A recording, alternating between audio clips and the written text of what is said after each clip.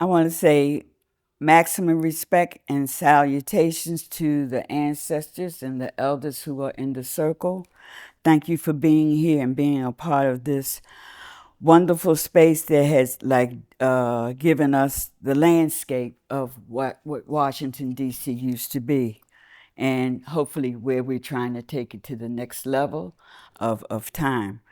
As elders, like I said, we stand in gratitude for those who came before us and being a valuable part of our community. And I wanted to honor the PFW ancestors first that were a part of it. Remember Jerry Washington, the Bama Hour, Nat Turner, Don't Forget the Blues, Jesse McDade, The Spear, Lauren Crest Love. I don't remember exactly Lauren's. I don't remember Lauren's radio show. Askia Muhammad, Yardbird Suite. Jimmy Gray, Black Fire. Ambrose Lane, None of Us Are Free. And Brother Bay. Brother Bay is from Baltimore, but he spent many years over here in D.C. as well. So we said some of the topics that we would speak on today were the various mayors of Washington, D.C., from Marion Barry, Anthony Williams, Sharon Pratt Kelly, Adrian Fenty, and Muriel Bowser. Vince Gray, he ran for office, but did he get, he was a one term. Okay, thank you for that. He went so fast I didn't realize. Also, I'm sorry, the rest of the list is Brother Ah.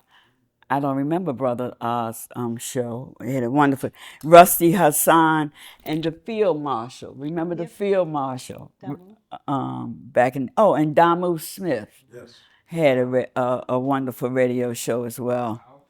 So I mean, and Vince Godwin. Yeah. Vince Godwin, What was? Kalonji Alushikam, he was a PFW. Oh, for you, he was a voice. Is he passed now? Oh my God. Yes, Okay. he's an ancestor. I always. Oh my God. Okay. See, a spark has been lit. Valuable. I'm gonna have to write that down because I want to keep that in mind. That was a powerful No question. presentation that he did for the city and our people as well. I remember his voice most of all. He had the very bass, dramatic kind of rendering of that I appreciated as well on the radio. Y'all spoke on thriving Chocolate City. Some of the things. One thing that brought me to D.C. was my experience at Drum and Spear Bookstore, and this before I moved to D.C. But there was a wonderful up on Euclid Street, if I'm Right around the corner. right around. Right here we are. Drum and Spear was a valuable part of the community. They offered us the first black books that you could pick up on. I remember coming from Baltimore. We would put our money together, ride over to Baltimore, and go shopping. That means come out with about 2 books from Drum and Spear each. But we felt like, again, as the term has been used, like we finally found the space. Baltimore opened up as a result of Drum and Spear. Paul Coates, who's also, and I forgot Paul's name, the bookstore now, but he opened Black Classic Press. That's right. I don't think that name was the name of the bookstore though, but that's who I'm talking about. But that was our first book. As a result of the bookstore here, that was the first bookstore in Baltimore, black bookstore in Baltimore. So we spoke on thriving Chocolate City and the history of that's what y'all spoke on, the music and the various activities and organizations. I'm an artist and I've been affiliated with various arts organizations as a part of the DC movement as well. And we had 1800 Belmont Arts, which was the first house of various artists. It was on 18th Street and Belmont, right? But very valuable institution. Downstairs from them, you used to have Sun Gallery Goldsmith, Baba Jamal Gray. Baba Jamel Mims. Beautiful spirit. But at that time, at the same time, we had on 18th Street the cows outside. Cows outside. And Dave and, no, I can't remember. go ahead. Dave. Okay. Brothers, two brothers on it. But again, another bookstore moved on in the latter days, in the 90s, where the post office is on 18th Street. Remember that, brother? And his wife. He was a Muslim brother. Remember the brother from Ghana that opened the clothing store? Kobo's. Right. And right down the street I'm from... talking about Revolutionary Books. Because Revolutionary Books was on 18th Street too. No. No, That's No, not the this one is- she's talking about. This is a little later. But again, institutions that thrived and came about as a part of the community and helped to move us forward as a people in the DC community. I can also mention as an institution, RAP Incorporated. None of us, Brother Ron Clark. Now, this is very interesting because this was the first drug rehabilitation center in DC that was geared towards helping Black people. Because usually before that, it was like people would go, and that's before crack, actually, when Ron started. But usually drug programs were like coming for a week or two, and you were supposed to be healed or whatever, but that didn't work. Ron Clark had housed his clients, Yeah, and I worked there for a while too.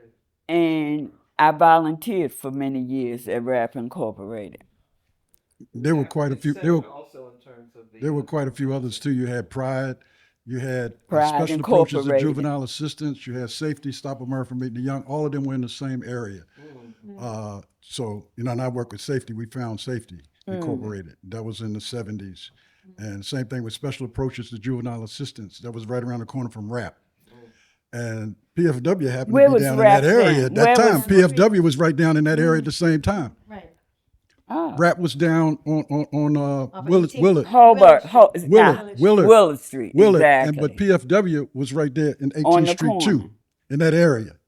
But all of that was in the same area is what I'm saying. Pride, and you mentioned institution safety. We were on 16th Street. Okay. Pride, and then special SAJA, Special Approaches to Juvenile Assistance. They were in that same area. So all of those nonprofits or nonprofit organizations were kind of linked in. Exactly. With But RAP. when Marion Barry, he came out of Pride, what I'm saying, Yes. did Pride exist before Marion Barry Well, it or was as a part- result of Marion Barry? No, Marion Barry became mayor after Pride. Okay, that's my Pride was question. before that. That was my question. Okay. Barry was actually into the school board. That's how he got into politics, through the school board. Okay. But he came from SNCC, just like Baba Zulu. All of them was people that work with SNCC. Exactly. And Marion Barry, in fact, Safety's motto, y'all are laughing at this, but our motto was, he's the crook we want to hook. Meaning, because there was a mindset of Marion Barry. He was a chemist. It was a mindset. He hung out in clubs, and that's why we said he was the crook we want to hook to be the mayor. So we actually, campaigned for him. So, but Marion Barry always had a street connection. Exactly. Community connection. That's why they call him the mayor for life, because he brought so many programs in. He brought the program in for youth, and that was a continuation of what happened at Pride with all the cornbread and all of them, okay? So, but this youth program is still a great institution here in the Washington, D.C. And so area. is RAP Incorporated. Yes, still absolutely, existing. Ron Clark, absolutely. Exactly. But all of that was all tied together. Exactly. And Barry happened to become the political arm of all of that. I mean, there wouldn't have been a Million Man March without Marion Barry. So rewind a little bit for me, because Pride, I'm not familiar with. You mentioned Safety. Can you just tell me a little bit more just about those? Those were also drug programs? No. Okay, that's why I No, wanted. safety stood for Stop America from Eating the Young, and it was an advocacy group for young people. And we founded it in 1975. Okay. Now, then we changed it in the 80s to Safety Sound Action for Enlightening the Young. It still exists today as Medisage with a 135-acre state in South Carolina with the former president who came from Sierra Leone.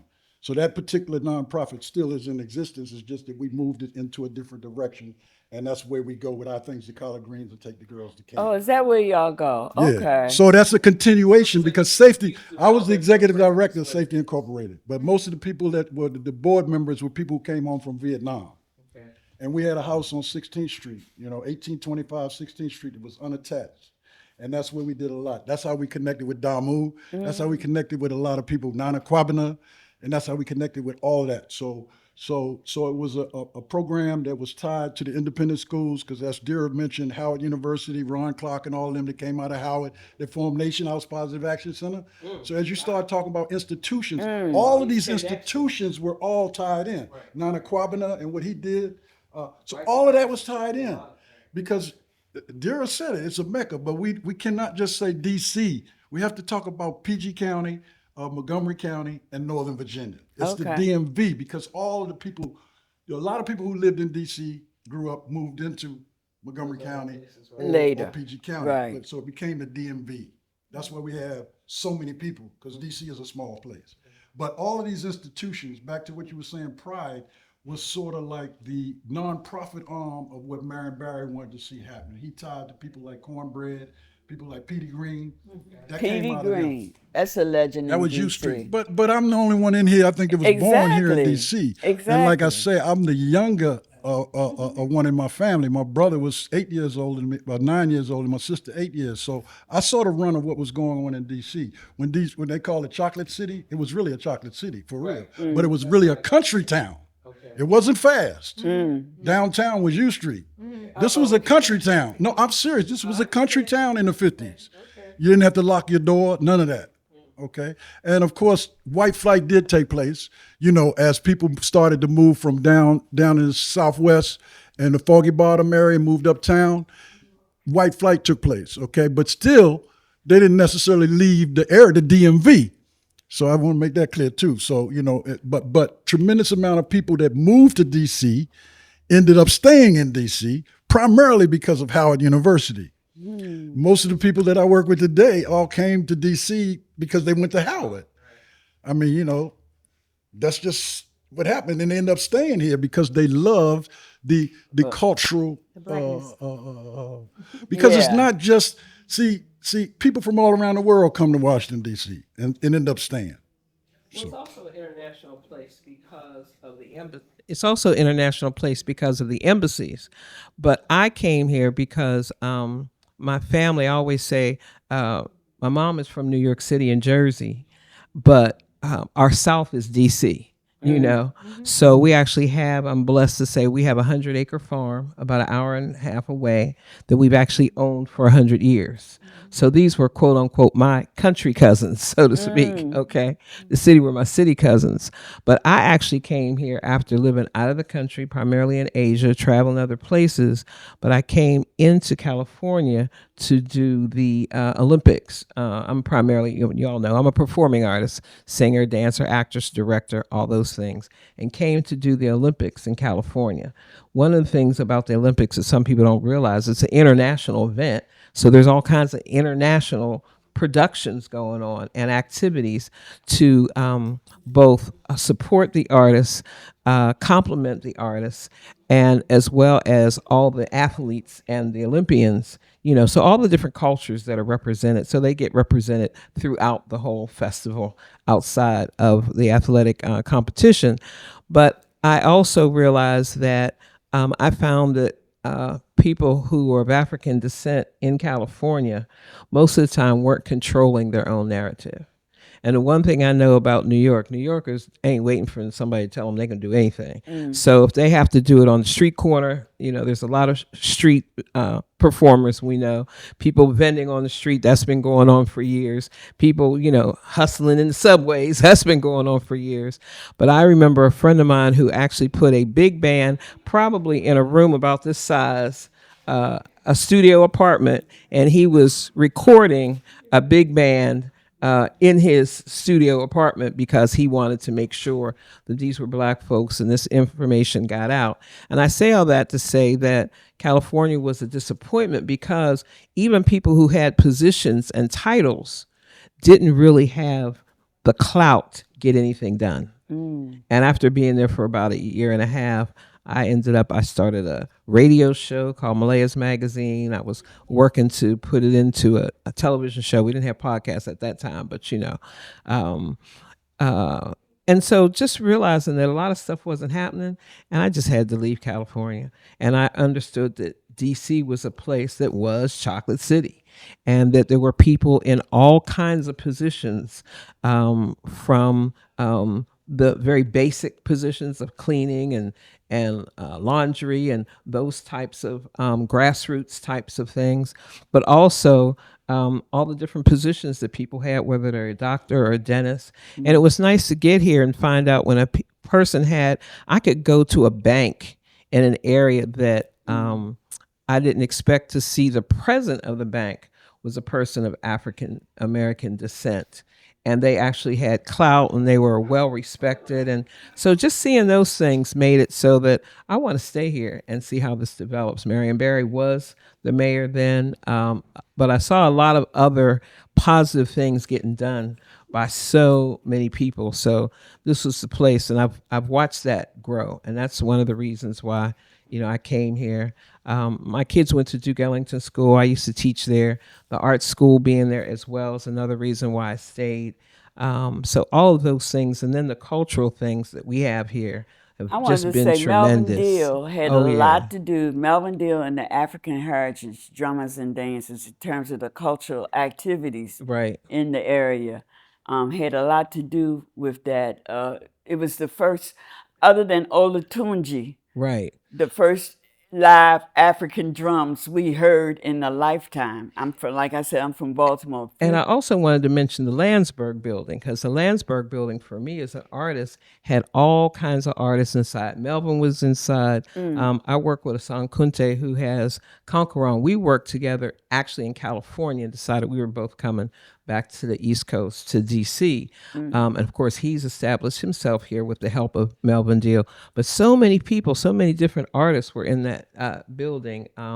What's his name? Was it Bernard Wonderful Gray? Things, Lee, Bernard I Gray. mean, there were so many people But in that that was building in later terms of, on. but that's another place, Yeah. just in terms of feeding, in Exactly. terms of the arts and the culture and what was being generated and, promoted in live. Wonderful Things. That was Lee Harrison's place. So we talking about how everybody seems to know each other too in the DC area. That's kind of important because it's a small community, but it's a lot of people.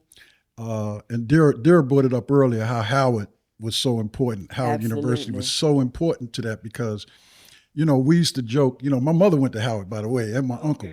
So, but we used to joke about that and say, all these people come to Howard and they want to stay in DC. I mean, that's what we used to always say, true. So but true. it's true. It's true. It's so many people. But at any rate, Here's another real Washingtonian, Sandra Radley. Thank you. Yes, right. So yes, I'm born and bred in Washington, D.C. I have a somewhat unusual story because my mother's family is considered one of the oldest documented African families in America. Well dated 1685 farmer, tobacco farmer, Calvert County, Maryland. Some of my relatives were among the enslaved in Mount Vernon, with working on the plantation of George and Martha Washington, et cetera, et cetera. So my family traces its roots back to the 1600s in this area in PG County as well as in DC. I can't say I've known all the changes and things that have taken place since then, but I'm lucky that I am part of a family in which folks were able to do the research, Document, mainly right. because we never took a slave name. We're not the Washingtons. And so my family's name stayed intact. And my mother's maiden name is Kwanda, and our name in Ghana, Cape Coast, is Amokwando. And the story being that when my ancestor got on the boat and they said, "What's your name?" He said, "I'm Mo," which means I am, and Kwando. So I'm grateful that that I do have that lineage. It's a lot of Kwanders. Yeah, it's a lot of Kwanders. And so my cousin Ro Kwander, who went to Howard, he's an administrative judge. He did all the family research, and then when he said Cape Coast Ghana, I said, okay, I'll go take it. I'll take it from here. I'll do document what's up. But I wanted to say one of the things that I think is unusual about DC is Washington DC has got the reputation of having basically the per capita, the highest number of educated Africans, people of African descent, of almost any city in the world.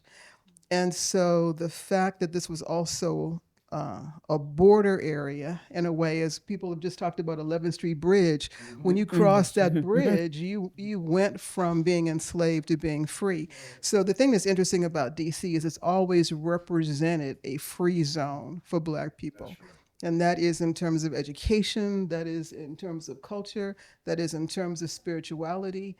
And I think the thing that's interesting is we all sit around here, we all know each other, we all know each other's backgrounds and histories, that we're still looking at that intersection of information, intellectual pursuits, education, as well as spirituality, as well as cultural initiatives and things that have really seeded us. Because DC, we've gone to parties at all of the embassies and stuff. Because DC is an international city. Because all of the embassies are here. We've just had a really very culturally rich experience. Exactly. Being here and having that combustion, in terms of really a lot of people talk about the diaspora in a conceptual way, but we have actually really experienced it and have cultivated those relationships and have cultivated organizations that have kept that alive. So big up to all of y'all, because I know what y'all have done. One of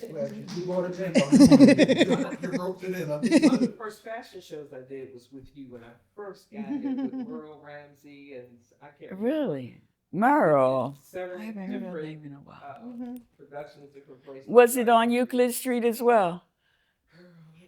Okay, I did. That was a while back, but you were one of the first. I did a couple things with you then. Well, thank you for memories.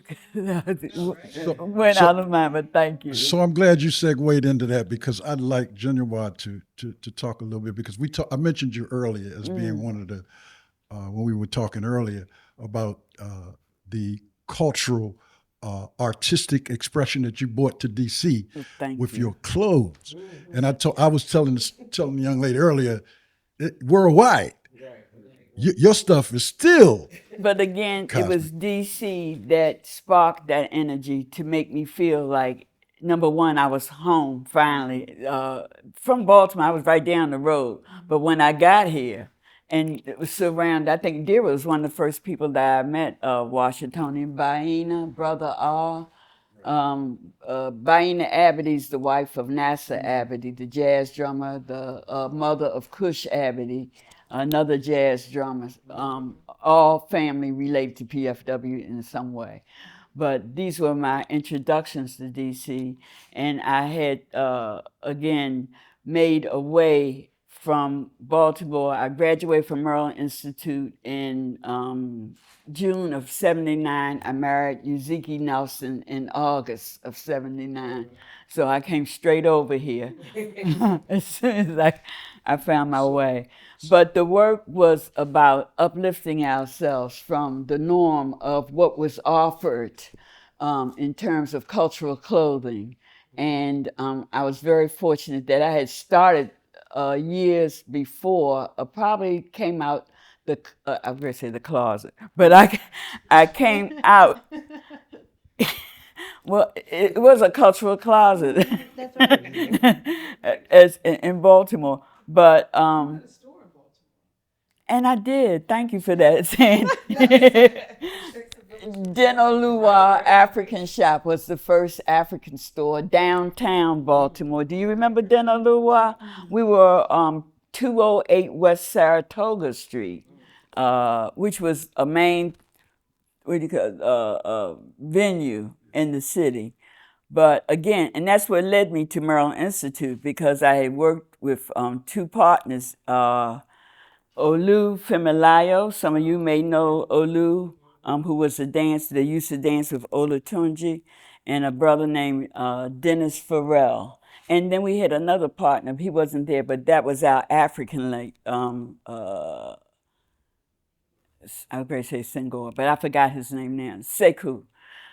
Anyway, from that experience, I landed in DC and met all these wonderful people that, and I was doing fashion shows, but they hadn't really evolved in a way, because after a while, when I made clothing, it wasn't to particularly sell right away. It was to show and to give people ideas and inspiration on you too can join in.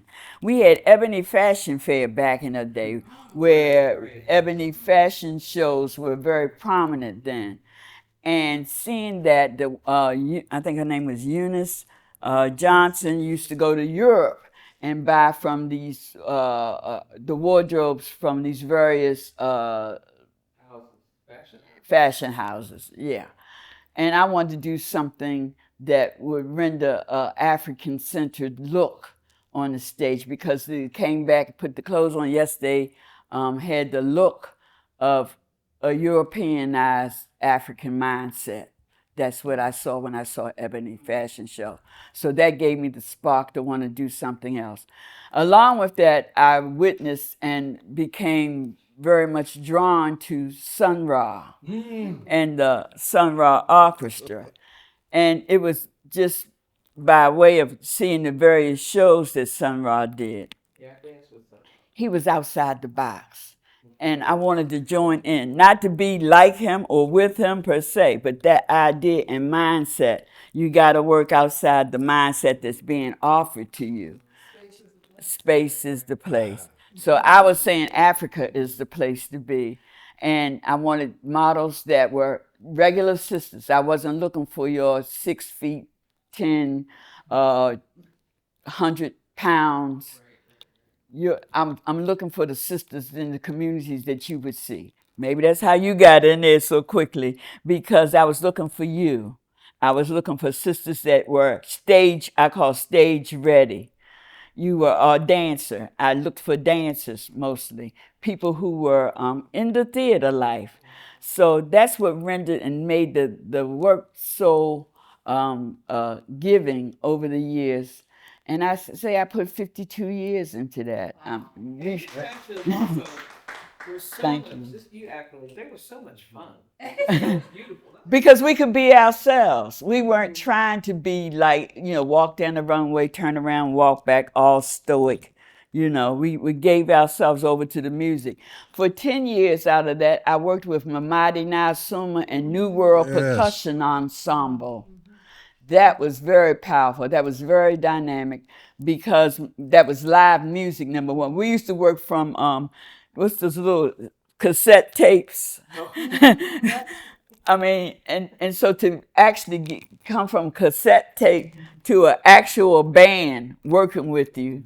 And Mamadi was, again, a powerful ancestor, but bringing that live music to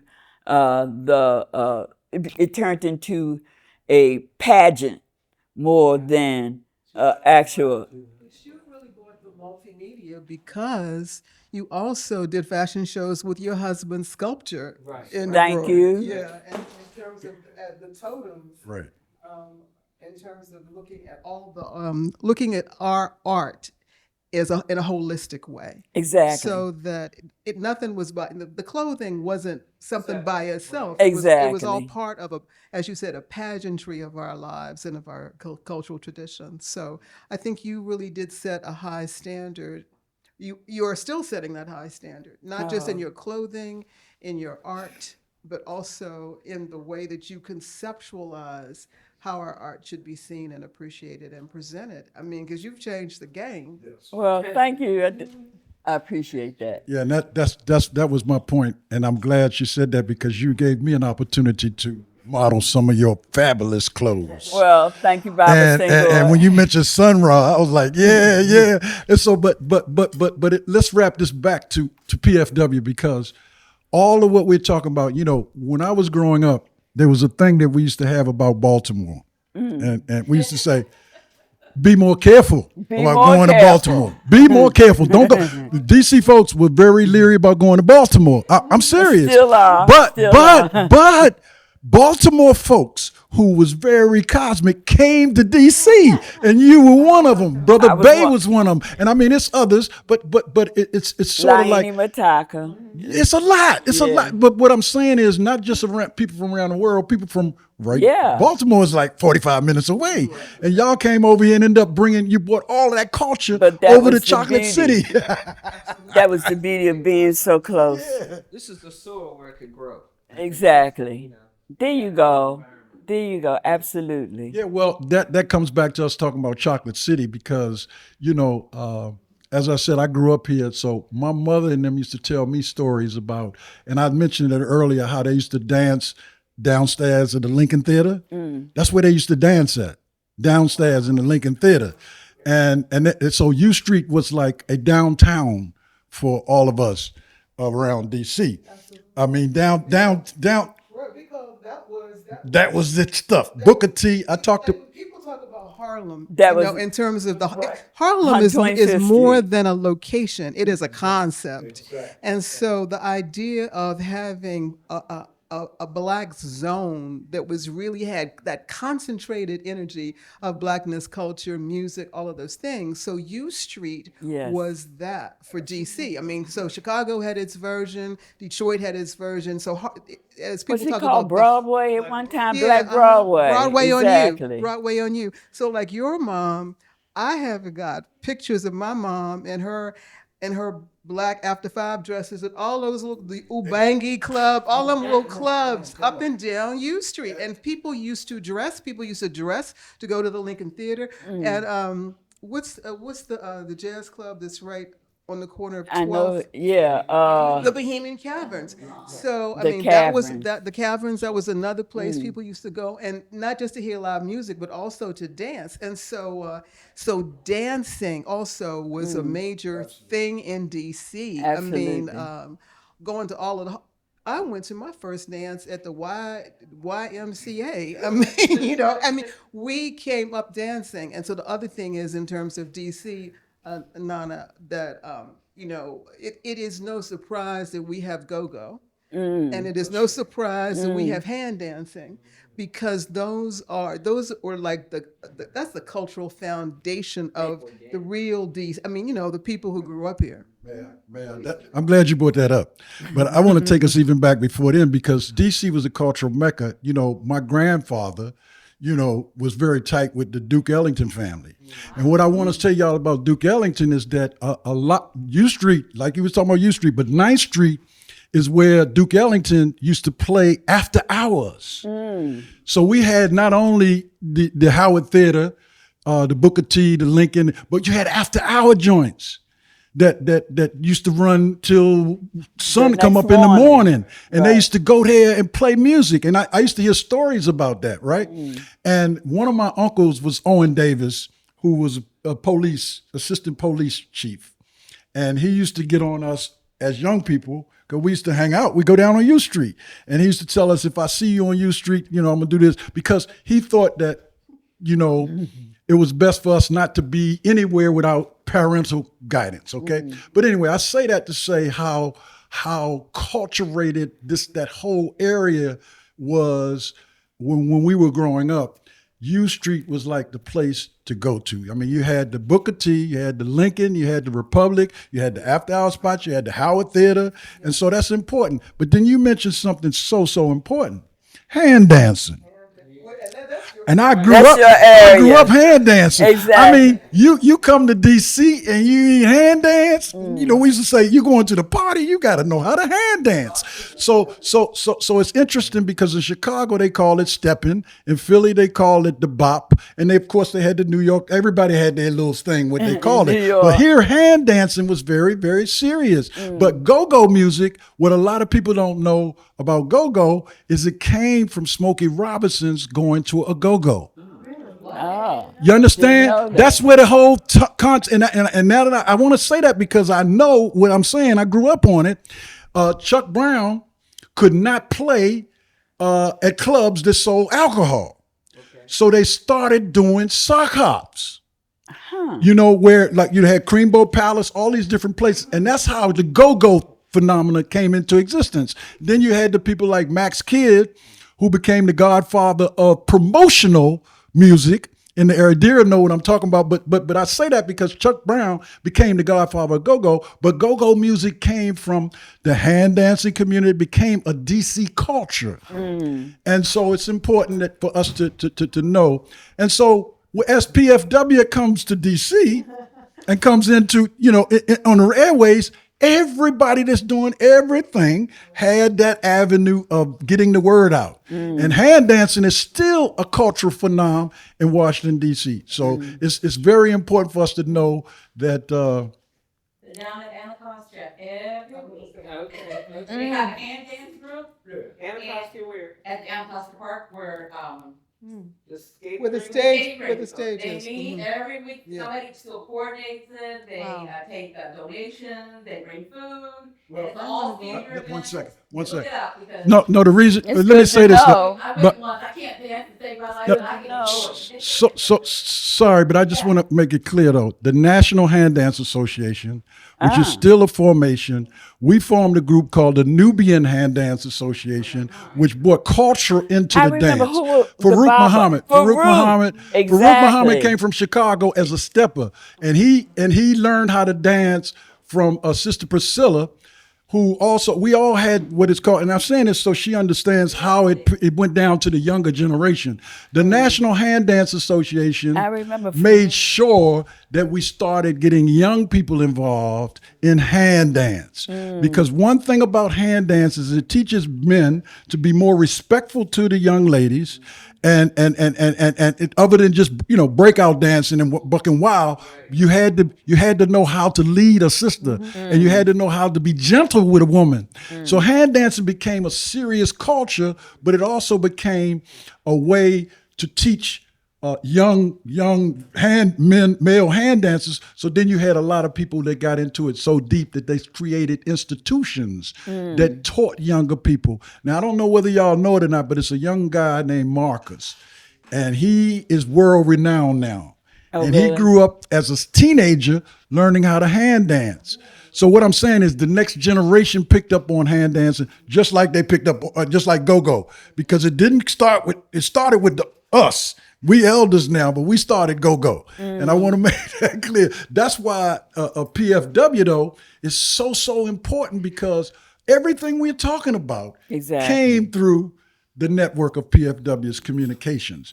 So you had the National Hand Dance Association, Brother Salim Hilton, all of us that grew up. I went to Bell Vocational High School, but all of these people we're mentioning and institutions all have some type of tie to WPFW. Right. Smooth and easy. Oh, Smooth and Easy. Well, him and Bradford is the one who taught Marcus. So Marcus is carrying on the legacy of Bradford. But there's a whole slew of young people. But Marcus happens to be an internationally known dancer. He's smooth. He came from Smooth and Easy. I wanted to say something to just pick, since we're talking about dance, I wanted to pick up on, I went to two memorial service recently in the last There she is. year. Come on, BJ. Here's a space. Bag down. Come over here, Bob. Put your bag there, yeah. That's good. Another original DC. This is really rare. 3 of y'all in the room. Okay. BJ! What's up, dog? This is BJ. Okay. You're here. Glad to see you, sis. I couldn't find my wallet. We were all Okay, the video's running. Okay. Okay, but be aware, yes, don't say anything you don't want recorded. Exactly. I have a question. So I wanted to pick up on the concept of dancing, and like you said, that is really something that's been near and dear throughout the years. Like I said, when I did my shows, I looked for dancers truly. But like I said, I went to 2 memorial services recently, and Susan Johnson, and our friend Cynthia Sands. And both of those services were really touching and beautiful in themselves. But Senghor and his partner for life, Kathy English Holt, got up and they danced as a part of the service. And I was like, this is taking us to the next step. This is a beautiful way as we leave the planet and leave our communities to dance some way, give recognition to the dance of life. And that's what I saw. I don't know. I don't even remember the music per se, but I just got captivated how y'all as elders got up and danced. And I would like to see. I'm saying all that to say this. Continue that as a part of uh, our cultural expression. Yeah, but both of the people that you're talking about that ascended were great dancers. Susan loved to Absolutely. dance, and Sandy. So that's why we were asked to do that, because you know, well, you know, our ancestors are But alive. symbolically, I'm speaking. No. I Yeah. got you, dear, and you're right. But what I'm saying is, see, it's so important because we are all spiritual beings having a physical experience, and we all are going to leave the physical, but we're never going to leave the spiritual. And so it's a reminder when we danced that they are dancing. They're dancing now, and they're not captivated, you know, in the physical. They're out there and free in the spirit. So I just wanted to say that's why we were asked to dance here. That's why we danced for Susan, because they were dancers. And Brother Abbasi, but I'm just saying it doesn't necessarily you have to be a dancer to have that aspect. I'm just saying it's the next step to going to a memorial service, and we're not just grieving and just seeing that experience of two people coming together and dancing through the spirit of life. I mean, not the spirit of life, but dancing through life. That's what it represented as I saw y'all do that. And I'm saying that maybe somebody else need to pick it up, but that's just something beautiful to add to any other services of that.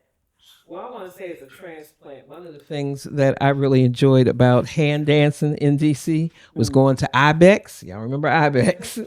And the Chateau. The chateau. I was trying to Chateau. remember that. And BJ what used to I go over found there. really amazing in coming to DC is I watched not only people dance, but I watched people in a positive way regress back to some of their childhood and teenage years when they got out there and hand danced. And there were folks when I first got here, like I said, I've been here now 40 years. But there were folks literally in their 70s and 80s out on that dance floor, dancing, having a good time, and you could have sworn they were still back in high school. So it was a really BJ was one of them. So yeah, I want to pass it to her, but we also had another legend that just came in the room, y'all. A musician, DC, I can't- another DC giant. I just want to let y'all know, Davey Yarbrough just came in. Welcome. all my kids at Duke Ellington. Young jazz musicians in the WPFW family, so maybe after we finish this jam dance conversation, Paul can guide us through some conversation about jazz history and DC history and.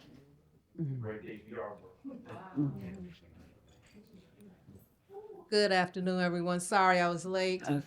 We're talking about dancing, but I want to tell another story about how this park was important to my family. Maybe I should tell that right now while I can still remember. We used to live at 1348 Euclid Street, and that was back in '59. And my mom, we moved up here, and there were no babysitters for us. So my mom used to bring us here to Meridian Hill Park in the morning, drop us off with sandwiches, and just say, I'll be back to pick y'all up when she get off of work. You remember that? That's my sister there. And so we would, this got park meant a lot to us. This was our babysitter. They used to have flowing water and big colorful petals of flowers down at the bottom of the stairwell, way fountain, and ducks would be in that little area, that little pond area also. So my hand dance story is, you remember Well, no, Tina Rama. Tina Rama. Tina Rama. That was BJ. And I never could get a guy to come up here in Northeast with me. So I just said, I'm going up there. Maybe it might be a guy up there who don't have a partner. And I came up and I was able to get in, actually. Didn't have to worry about a partner. And then I also wanted a piece of the mile long sandwich. Well, oh, I know, it was child honey. Plus we like to eat. So I was able to get in. They didn't say anything to me. And in fact, a little boy came over and asked me to dance. I danced with him and had a good time. But it was like, I had to be about 14. I hope Oh, that's right now. My memory, but trying to be grown. yeah, BJ, that's all right. is that about right? Okay. No, they had it up there off Eastern and South Dakota Avenue. This was television, right? This televised. I Yeah, mean. it was television. This was in Northeast. Northeast, Right up off of. South Dakota. Yeah, Uh-huh. but go ahead, BJ. That's a good story out there. I used to go there. Did you? I wish I'd have seen I you. grew up there. Oh my goodness! Did you see me hanging out or trying to? No, but I know what you're talking about. And unfortunately, a lot of that footage that they had got away. Because people, the National Handicap Association was trying to grab all that footage Yeah. from Tina Rama. But anyway, go ahead. That story. They I know, did. I know, Right. they had some stuff, but not all of them. Right, I got you. And they had to piece together some stuff. So One had Williams, used to dance there. Go ahead. I used to love dancing. I used to dance by wanna myself in my house. You know, I was like a swan Oh. dancer. I just loved to dance. I didn't have to really have a Okay. partner. And basically, that was it, in a sense of my experience dancing. I still love to dance, Dira. You know, I still love to dance. But But that was, I had to say Tina Rama and the fact that this park was our babysitter during the summer months because we didn't have summer camps. So, you know, couldn't give your child, you know, didn't have money for a babysitter. So we stayed up. In fact, sometimes we'll be bold enough. I would take my brothers and sisters, I'm the oldest of five, of six rather, and go down to the zoo. We used to walk down to the zoo. We didn't tell my mother that we went to the zoo. Came back in time for her to pick us up.